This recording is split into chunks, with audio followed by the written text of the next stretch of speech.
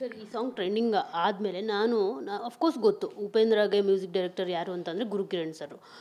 ಆದರೆ ಈ ಹಾಡಿಗೆ ಲಿರಿಕ್ಸ್ ಬರೆದಿರೋರು ಯಾರು, ಹಾಡು ಹೇಳಿರೋದು ಯಾರು ಅನ್ನೋದು ಗೊತ್ತಿರಲ್ಲ. ನಾನು ಸರ್ಚ್ ಮಾಡಿ ನೋಡಿದಾಗ ಅಲ್ಲಿ ಪ್ರತಿಮಾ ರಾವ್ ಅಂತ ಇತ್ತು. ಪ್ರತಿಮಾ ರಾವ್ ಯಾರು ಸರ್ ಅಂತ ಅಂದರೆ ನಮ್ಮ ಕನ್ನಡದವರೇನಾ ಹೇಗೆ ಏನು ಅಂತ ಸರ್? ಅಂದರೆ ಎಲ್ಲರೂ ಸರ್ಚ್ ಮಾಡ್ತಿದ್ದಾರೆ ಈಗ ಯಾರು ಅಷ್ಟೊಂದು ತುಂಬ ಸೊಗಸಾಗಿದೆ. ಪ್ರತಿಮಾ ಕನ್ನಡದವರೇ, ಹೊಸ ಸಿಂಗರ್. ಆ್ಯಕ್ಚುಲಿ ಇದರಲ್ಲಿ ಇಂಟ್ರೊಡ್ಯೂಸ್ ಆಗಿದೆ, ಅದು ಚಾಂದಿನಿ ಸಾಂಗಲ್ಲಿ ಇಂಟ್ರೊಡ್ಯೂಸ್ ಆದರು. ಆಮೇಲೆ ಈ ಹಾಡಿದೆ. ಆಮೇಲೆ ಶಿ ವಾಸ್ ಸೆಟಲ್ಡ್ ಇನ್ ಬಾಂಬೆ. ನನಗೆ ಆ್ಯಕ್ಚುಲಿ ಒಂದು 4 ವರ್ಷ ಹಿಂದೆ ಫೋನ್ ಮಾಡಿದ್ದು, ಬಟ್ ಹೆಸರು ಚೇಂಜ್ ಮಾಡಿದ್ದೀನಿ ಅಂತ ಹೇಳಿದರು. ದಟ್ಸ್ ಒಂದು 4 years ಬ್ಯಾಕ್ ಫೋನ್ ಮಾಡಿ ಕಾಂಟ್ಯಾಕ್ಟ್ ಮಾಡಿದರು. ತುಂಬ ವರ್ಷ ಆಯಿತು. ಅಂದರೆ ಶೀಸ್ ಲವ್ಲಿ ವಾಯ್ಸ್. ನನಗೆ ಆ ವಾಯ್ಸ್ ಟೆಕ್ಸ್ಚರ್ ತುಂಬ ಇಷ್ಟ ನನಗೆ.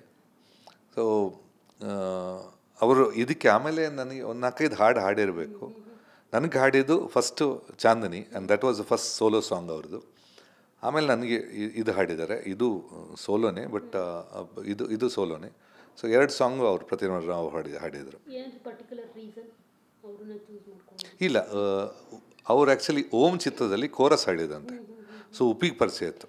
ಸೊ ಅವ್ರು ನನಗೆ ಇಂಟ್ರೊಡ್ಯೂಸ್ ಮಾಡಿದರು. ನಾನು ಟ್ರ್ಯಾಕ್ ಹಾಡಿಸಿದ್ದು ಇಷ್ಟ ಆಯಿತು. ಆಮೇಲೆ ಫೈನಲ್ ಹಾಡಿಸಿದೆ. ಇದು ಸಾಹಿತ್ಯ ಉಪ್ಪಿ ಸರ್ ಬರೆದಿರೋದು ಅಂದಾಗ ನಿಜಕ್ಕೂ ಆಗಲೇ ಇಷ್ಟೊಂದು ತಲೆನಸರಿಗೆ ಅಂತ ಅನ್ನಿಸ್ತು ಸರ್. ಅಂದರೆ ನಾವು ಡೈರೆಕ್ಷನ್ ವೈಸ್ ಅವ್ರನ್ನ ಅಷ್ಟು ಗಮನದಲ್ಲಿ ಇಟ್ಕೊಂಡಿದ್ವಿ. ಈ ಸಾಹಿತ್ಯ ಅದು ಇದು ಅಂತ ನೋಡಿರಲಿಲ್ಲ. ಇಡೀ ಸಿನಿಮಾದ ಹಾಡುಗಳನ್ನ ಅವರೇ ಬರೆದಿರೋವಂಥದ್ದು ಹೆಂಗೆ ಸರ್ ಇದೆಲ್ಲ? ಅದು ಅಷ್ಟು ಚೆನ್ನಾಗಿ ಇಲ್ಲ, ಅವ್ರ ಕೆಲಸನೇ ಅದಿದ್ದು. ಅವ್ರ ಸಾಹಿತ್ಯ ಆಗಿದ್ದು. ಫಸ್ಟ್ ಸಾಂಗೇ ಬರೀತಾ ಇದ್ದಿದ್ದು, ಡೈಲಾಗ್ ಫಸ್ಟ್ ಸಾಂಗ್ ಬರೆದ್ರು, ಆಮೇಲೆ ಡೈಲಾಗ್ ಬರೀತಾಯಿದ್ರು. ಫಿಲ್ಮಿಗೆ ಇಡೀ 3 ಗಂಟೆ ಚಿತ್ರಕ್ಕೆ ಇದು 5 ಸಾಂಗ್ ಅಲ್ಲ, 3 ಗಂಟೆ ಚಿತ್ರಕ್ಕೂ ಡೈಲಾಗ್ ಬರೀತಾಯಿದ್ರು. 3 ಗಂಟೆ ಚಿತ್ರಕ್ಕೂ ಡೈಲಾಗ್ ರೈಟರ್ ಅಂತ ಇರ್ತಾರೆ, ಪ್ರತಿಯೊಬ್ಬರು ಇವರು ಡೈಲಾಗ್ ಬರೀತಾಯಿದ್ರು. ಸೊ ಬರೀ ಸಾಂಗ್ ಮಾತ್ರ ಅಂತಲ್ಲ. ಆಮೇಲೆ ಆಫ್ಕೋರ್ಸ್ ಈ ವಾಸ್ ಟ್ಯಾಲೆಂಟೆಡ್, ಅವ್ರದ್ದೇ ಕತೆ. ಸೊ ಕಾನ್ಸೆಪ್ಟ್ ಗಟ್ಟಿ ಇತ್ತು. ಆಮೇಲೆ ಒಂದು ಟೀಮಲ್ಲಿ ಜಾಸ್ತಿ ಇನ್ವಾಲ್ವ್ ಆದಾಗ ಆ ಕಥೆಯಲ್ಲಿ ಜಾಸ್ತಿ ತೊಡಗಿಸ್ತೀರ. ಈಗ Upendra story itself very complicated story. ಅದು ಅಂದರೆ 2 ಅರ್ಥ, ಥ್ರೂಔಟ್ 2 ಅರ್ಥ. ಇಡೀ ನೀವು ಈ ಸಾಂಗ್ ಅಂತಲ್ಲ, ಚಿತ್ರಕ್ಕೆ 2 ಅರ್ಥ ಇದೆ. ಒಂದು ಲವ್ ಟ್ರ್ಯಾಕಲ್ಲಿ ಒಂದು ಹುಡುಗ ಒಂದು ಲವ್ ಟ್ರ್ಯಾಕಲ್ಲಿ ಹೋದರೆ, ಇನ್ನೊಂದು ಕಡೆಯಲ್ಲಿ ಒಂದು ಸೀಸನ್ಸು, ಇನ್ನೊಂದು ಕಡೆಯಲ್ಲಿ 3 ಮೂಡುಗಳು, 3 ಜವಾಬ್ದಾರಿಗಳು, ಈ ಎಲ್ಲ ಆ್ಯಂಗಲ್ಗಳು ಕಾಣ್ತಾ ಇರ್ತವೆ. ಈಗ ಲೈಫ್ ಆಫ್ ಪೈ ಅಂತ ಮಾಡಿದರು.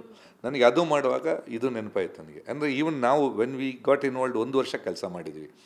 ಈ ಪಿಕ್ಚರ್ ಸ್ಟಾರ್ಟ್ ಆಗೋದ್ರಿಂದ ಎಡಿಟ್ ಟು ರಿಲೀಸ್ವರೆಗೆ ನಾವು ಕೆಲಸ ಮಾಡ್ತಾಯಿದ್ವಿ.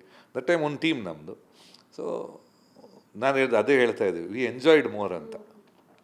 ಎಲ್ಲ ಹಾಡುಗಳನ್ನ ಇದೇ ರೀತಿ ಫಾಸ್ಟಾಗಿ ಬರ್ದಿರೋದು ಸರ್? ಮಸ್ತ್ ಹುಡುಗಿ ಬಂದು ಮಸ್ತ್ ಹುಡುಗಿ ಅದಂದರೆ ರವೀನಾ ಮಸ್ತ್ ಚೀಸು ಬಡಿಯ ಮಸ್ತ್ ಅದನ್ನು ಅವಳು ಮಸ್ತ್ ಹುಡುಗಿ ಅಂತ, ಅವಳನ್ನು ಕರೆಯೋದು ಮಸ್ತ್ ಹುಡುಗಿ ಅಂತ ಮಾಡಿದ್ದು. ಸೊ ಅದಕ್ಕೆ ಮಸ್ತ್ ಹುಡುಗಿ ಬಂದ್ಲು ಅಂತ ಬಂತು. ಇನ್ನೊಂದು ಸಾಂಗ್ ಮಾಡಿದ್ದು ರವೀನಾ, ಆಮೇಲೆ 2 ಗಂಟೆ ಹಾಕಿದ್ದು ರವೀನಾ ಟಂಡನ್ ಟಂಡನ್ ಅಂತ. ಸೊ ಅದು ಆ್ಯಕ್ಚುಲಿ ಆಮೇಲೆ ಶೂಟ್ ಮಾಡೋಕ್ಕಾಗಿಲ್ಲ ನಮಗೆ, ಲೆಂತ್ ಆಗುತ್ತೆ ಅಂತ ಶೂಟ್ ಮಾಡಿಲ್ಲ. ಸೊ ಒಂದೊಂದು ಸಾಂಗ್ ಒಂದೊಂದು ಥರ ಮಾಡಿದ್ದು. ಯಾವುದು? 2000 ಯಾ ಇಲ್ಲ, 2000 AD ಅಂದರೆ ಈಗ ಇದು 2023 AD, ಇದು 2000 AD ಲೇಡಿ ಅಂತ. ಅದೆಲ್ಲ ಹೇಗೆ ಹುಡುಕ್ತಾ ಇದ್ರಿ ಸರ್? ಅಂದರೆ ಆ ವರ್ಡ್ಸ್ಗಳು ನೀವು ಅಂದರೆ ಎಲ್ಲ ಜೊತೆಗಿರ್ತಾ ಇದ್ರಿ? ಇಲ್ಲ, ಹುಡ್ಕೋದು ಕೆಲಸ. ಈಗ ನೀವು ಇಂಟರ್ವ್ಯೂ ಮಾಡೋದು ಹೆಂಗೆ ಕೆಲಸ, ಬರೆಯೋದು ಹಾಡು ಮಾಡೋದು ಒಬ್ಬೊಬ್ರಿಗೆ ಕೆಲಸ ಮಾಡ್ತಾರೆ.